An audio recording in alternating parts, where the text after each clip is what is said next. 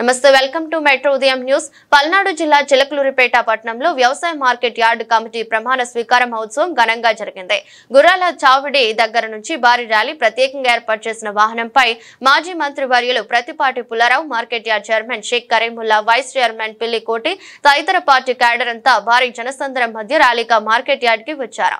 తదుపరి నరసరావుపేట పార్లమెంట్ సభ్యులు లావు శ్రీకృష్ణదేవరాయలు, వినుకొండ శాసనసభ్యులు ప్రభుత్వ చీఫ్ విప్ జీవి ఆంజనేయులు, నరసరావుపేట శాసనసభ్యులు డాక్టర్ అరవింద బాబు, పల్నాడు జిల్లా టీడీపీ అధ్యక్షులు కొమ్మలపాడు శ్రీధర్, కూటమి ప్రభుత్వ నాయకులు, జనసేన నాయకులు, బీజేపీ నాయకులు కార్యక్రమంలో పాల్గొన్నారు. ఈ విధంగా ఎమ్మెల్యేగా నిల్చోవడానికి కూడా ప్రధాన కారణం మా ప్రతిపాటి పుల్లారావు గారు. మాది నాదండ మండలం సాత్లూరు గ్రామం. అదేవిధంగా గొట్టిపాటి రవికుమార్ గారు కూడా ఇక్కడి నుంచే వచ్చారు. అంటే ఇక్కడ ఈ సెగ్మెంట్ లో మరి ముగ్గురు ఎమ్మెల్యేలు ఉన్నారు. చూడండి, ఒక మరి మినిస్టర్ గారు ఉన్నారు. కత్తితో నరుగుతాను అంటాడు. నరసరావుపేటలో మన బీటెక్ రమేష్ ఉన్నాడే, వాళ్ళు అంటాడు వీడు. ఇట్లాంటి పిల్లలు ఉండబట్టే వైసీపీ ప్రభుత్వానికి వ్యతిరేకంగా పనిచేశాము, ధైర్యంగా ముందుకెళ్ళాము.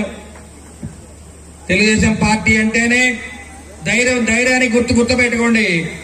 మన గుర్తు సైకిల్ గుర్తు, కానీ మన జెండా నాగలి. మనకున్నది ఒకటే ధైర్యం, కష్టపడే మనస్తత్వం.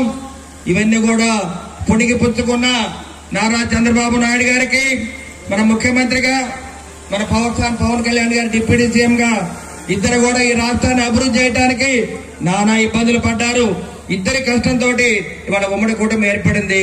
ఎందుకంటే ఈ ప్రజాస్వామ్యాన్ని కాపాడాలి, ఆంధ్ర రాష్ట్రాన్ని కాపాడాలి, అమరావతి రాజధాని కట్టుకొని, పోలవరాన్ని కట్టుకొని రైతు సోదరులందరూ కూడా అండగా ఉండటానికి మరి గోదావరి, కృష్ణ, పెన్నా నదులన్నీ కూడా అనుసంధానం చేస్తూ ఎన్నో కష్టాలు పడుతూ ఆ రోజుల్లో పట్టిసీమ కట్టడం జరిగింది. ఇవాళ పట్టిసీమ అనేది ఎవరు కూడా కట్టే పరిస్థితిలో లేరు. ఒక లిఫ్ట్ ఇరిగేషన్ ప్రాజెక్ట్ అయినా 7 ఎమ్మెల్యేలుగా ఒకటిగా పనిచేద్దాం. అదేవిధంగా మన ఎంపీ గారు 2 సార్లు ఎంపీగా గెలవడం జరిగింది. మళ్లీ హ్యాట్రిక్ సాధిస్తారు.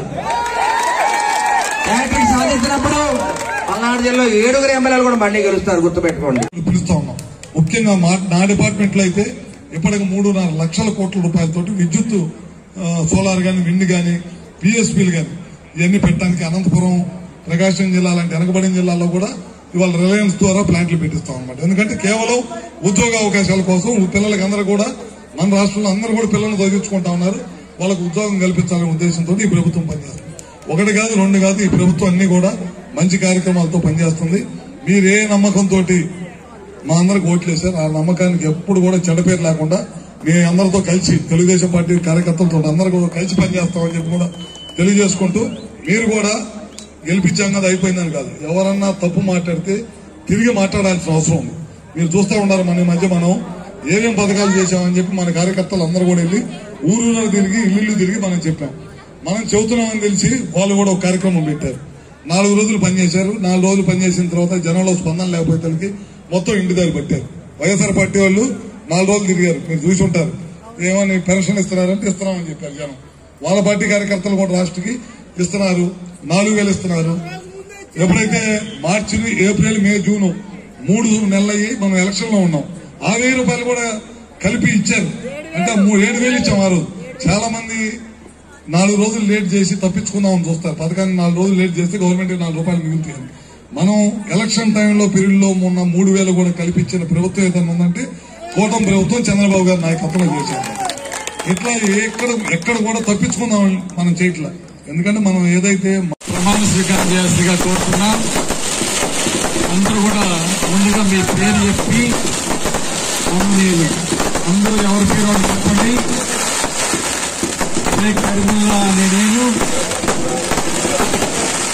వ్యవసాయ మార్కెట్ కమిటీ చిలకలూరిపేట పాలకవర్గ అధ్యక్షుడిగా పదవి బాధ్యతలు, ఆ యొక్క పదవి కాలంలో వ్యవసాయ మార్కెట్ కమిటీ చిలకలూరిపేట అభివృద్ధికి నా వంతు కృషి చేస్తానని, నాకు అప్పగించిన బాధ్యతలను సక్రమంగా నిర్వహిస్తానని మనస్సాక్షిగా ప్రమాణం చేయించున్నారు.